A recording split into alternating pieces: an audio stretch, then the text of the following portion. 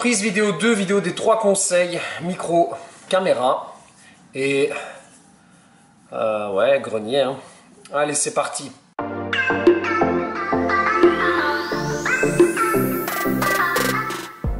Salut à tous, c'est Thomas et bienvenue sur EvoSport. Salut à vous mes frères et sœurs Spondy, content de vous retrouver aujourd'hui pour cette nouvelle vidéo qui vous concerne et pour laquelle la commu, comme vous le voyez, a participé de manière involontaire, mais il y a des choses que je voulais mettre en évidence. Mais avant, quelques petites explications sur ce que tu vois ici. Donc bienvenue dans mon grenier. Je ne sais pas si tu l'as remarqué ces derniers temps, mais depuis que j'ai quitté mon appartement, j'ai des gros problèmes de son dans la pièce de vie de ma maison où je tourne actuellement. Donc en fait, ça résonne beaucoup trop même parfois, ce qui rend les vidéos peu audibles. C'est parfois très désagréable à écouter. Donc j'ai trouvé un moyen de remédier à ce problème dans mon grenier. Donc le revêtement du plafond de mon grenier, c'est de la mousse isolante, ce qui fait que le son ne résonne donc plus sur les murs, il est plutôt absorbé, ce qui évite cet effet de résonance. Mais il se peut tout de même que tu remarques une petite différence de qualité, car malheureusement, je ne peux plus pour l'instant, en tout cas ici, utiliser mon micro. Donc ceci est le micro que je m'étais procuré presque au début de la chaîne pour améliorer grandement le son de mes vidéos. Donc ça a très bien fonctionné dans mon appartement. Il fonctionne toujours très bien en plein air. Il fait son taf dans les pièces dont je te parlais, même s'il ne sait pas filtrer la résonance. Mais j'ai un problème ici au grenier lorsque je l'utilise et j'ignore pourquoi. Le micro bourdonne, c'est-à-dire qu'il y a encore un fond sonore. Je te mettrai une petite séquence au montage qui est désagréable aussi. Donc, j'ai besoin aussi de faire ceci. Et voilà, test micro numéro 2, bienvenue dans mon grenier.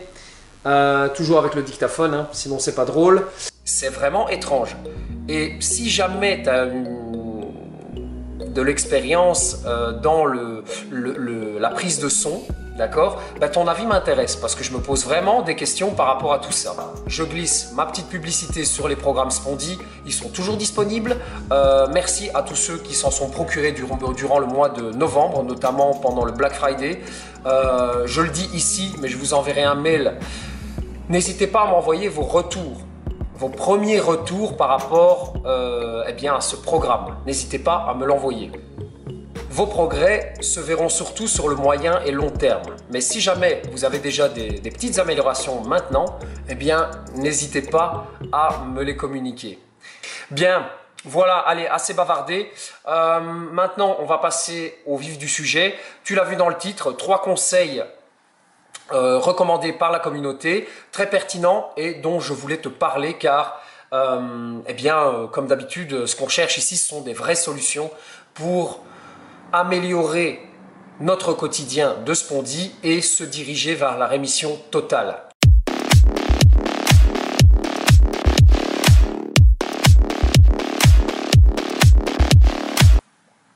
Donc point numéro 1, ici je prends mon PC parce que j'avais noté 2-3 petites notes.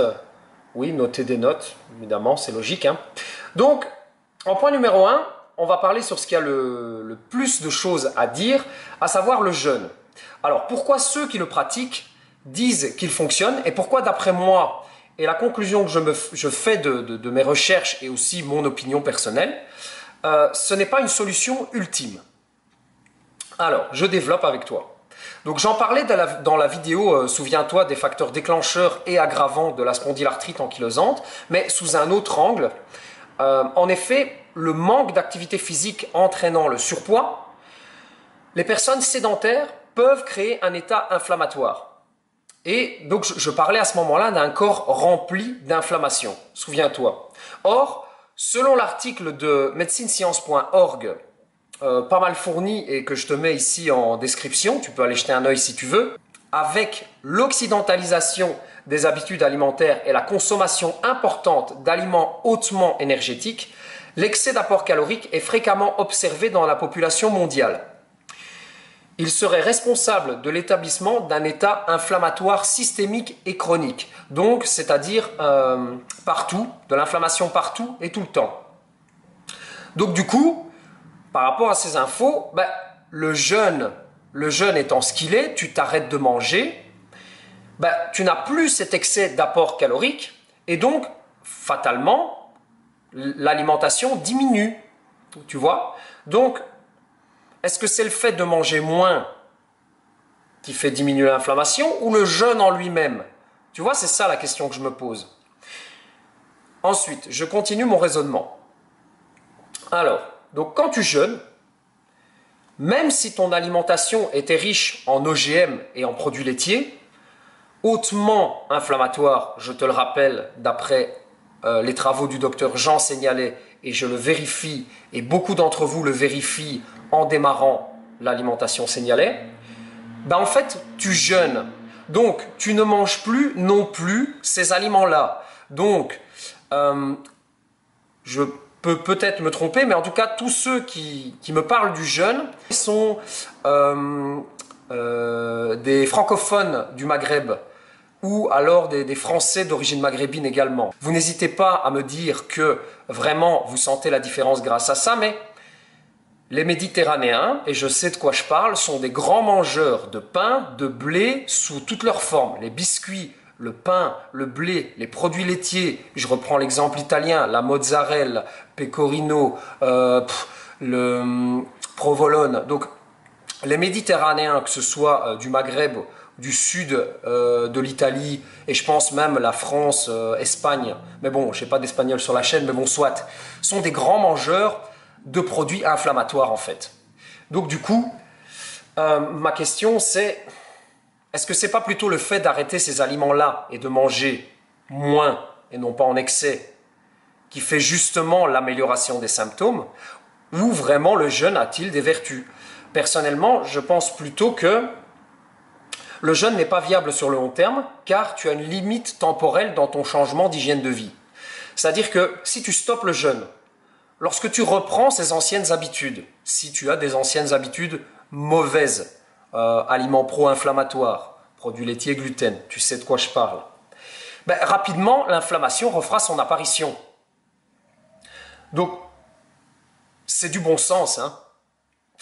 N'hésitez pas à interagir en commentaire si vous avez peut-être un autre point de vue sur le sujet, ça m'intéresse. Je ne prétends pas tout savoir. Et le jeûne long, je ne l'ai jamais expérimenté. Donc, je ne peux pas trop me prononcer là-dessus avec certitude. C'est simplement le résultat de mon opinion et de mes recherches. En conclusion, pour le jeûne, bah, c'est tout. Je le dis, je le répète.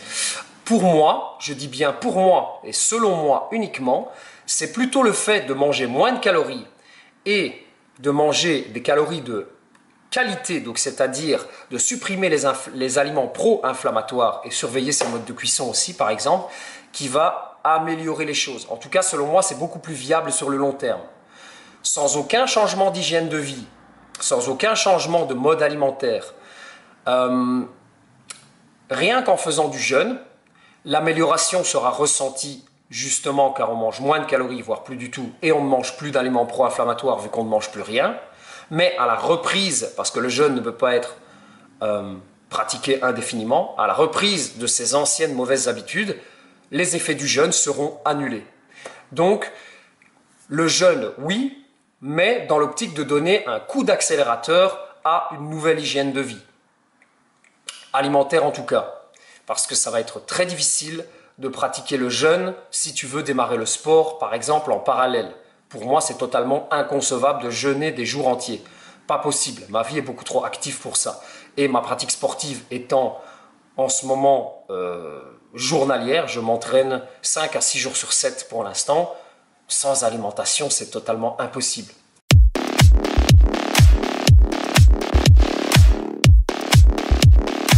Point numéro 2. Maintenant, nous allons parler de l'hydratation, hyper importante. Vous allez voir, c'est du bon sens. Ça méritait d'être débattu ici. Et je suis totalement d'accord avec Fracoris. Donc Fracoris est apparemment un des doyens de la chaîne. C'est un viewer qui a une soixantaine d'années. Donc ça fait toujours plaisir qu'un petit gars de 33 ans comme moi soit suivi par des personnes plus sages. Donc merci beaucoup pour ce commentaire constructif et on va en parler tout de suite. Donc en fait, Fracoris nous parle d'hydratation. Avec un manque d'hydratation, les cartilages, donc les disques pulpeux de la colonne vertébrale, donc c'est le disque intervertébral et le noyau pulpeux, se durcissent. Donc ils peuvent créer ce qui peut créer un écrasement des vertèbres, des pincements des nerfs et la moelle épinière et de la moelle épinière. Donc il est vrai que ceux qui ne boivent pas beaucoup sans le savoir sont en fait de manière inconsciente déshydratés. Ça coule de source. Et je le cite, hein, depuis que j'ai découvert ces incroyables conseils, à près de 60 ans, je peux dire que mes douleurs sont en grande partie dues à une déshydratation. Et il nous donne le chiffre de 80%, ce qui est quand même énorme. D'accord? Donc, il est vrai qu'en plus, ici, on est en plein hiver. Donc, franchement, je ne sais pas toi, mais c'est vrai qu'on a tendance à boire moins. Du coup, il se peut qu'il y ait recrudescence de douleur due à une simple déshydratation. Soyons attentifs à ce détail. Ça peut parfois faire la différence sur des douleurs inutiles. Donc, encore une fois, merci beaucoup, Fracoris, pour ce commentaire constructif.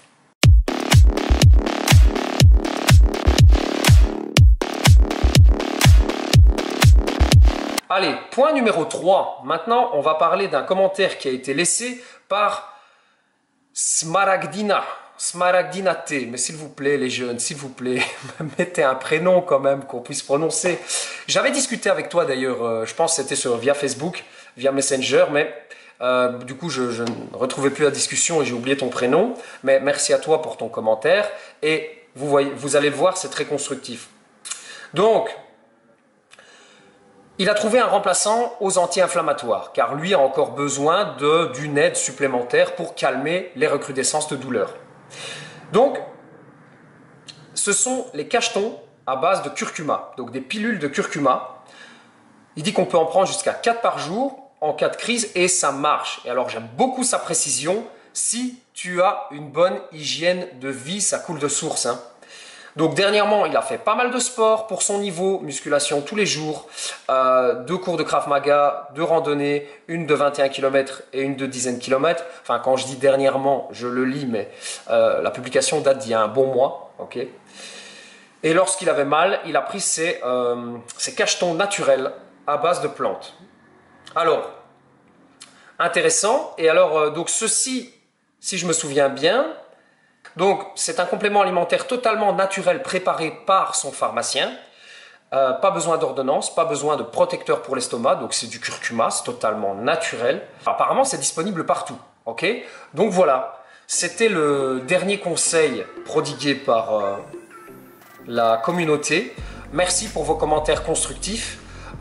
N'hésitez pas à encore interagir si vous avez des choses à rajouter. Ça peut vraiment être utile pour tout le monde. Et ceux qui en ressentent le besoin, je le rappelle, si vous voulez changer d'hygiène de vie, si vous voulez démarrer le sport, si vous voulez changer d'alimentation, mes programmes sont là pour vous aider. Programme complet, alimentation, sport et mobilité. N'hésitez pas à jeter un œil en description. Voilà. Eh bien, merci d'avoir suivi cette vidéo. On se revoit bientôt pour la prochaine et salut!